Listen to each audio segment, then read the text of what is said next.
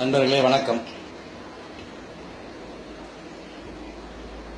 கடந்த 19ஆம் தேதி ஒசூரில் கிருஷ்ணகிரி மாவட்டத்துடைய இந்து விஸ்வ பரிஷத்தினுடைய மாவட்ட செயலாளர் கிரி என்பவரை அவருடைய ரியல் எஸ்டேட் ஆபீஸ்லேயே வச்சு வெட்டி போட்டாங்க.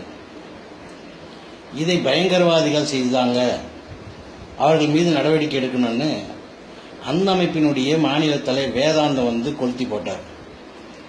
உடனே என்ன பண்ணிட்டாங்க, பயங்கரவாதிகள்னாலே அவங்க இஸ்லாமியர்கள் தான், ஆனால் இஸ்லாமிய பயங்கரவாதிகள் மீது நடவடிக்கை எடுக்கணும் அப்படின்னு பிரச்சனையை சொல்லி பிரியாணி குண்டான தூக்க ஆரம்பிச்சிட்டாங்க. இப்போ என்ன ஆயிடுச்சுன்னா, அதே ஒசூர் நகரத்தினுடைய விஸ்வ இந்து பரிஷத்தினுடைய நகர செயலாளர் கஜா என்பவர் நேற்று போச்சம்பள்ளி நீதிமன்றத்தில் போய் ஆஜராயிருக்கார். எதுக்கு? நாங்கள் தான் அந்த கிரியை வெட்டணும், ரியல் எஸ்டேட் பிரச்சனையில் தான் இது நடந்தது அப்படின்னு அவர் ஆயிட்டார். இப்போ என்ன கேள்வின்னா, பயங்கரவாதின்னு வேதாந்தம் சொன்னாரு, அந்த பயங்கரவாதி யாரு? இஸ்லாமியர்களா இல்லை விஸ்வ இந்து பரிஷத்தா? யாரு?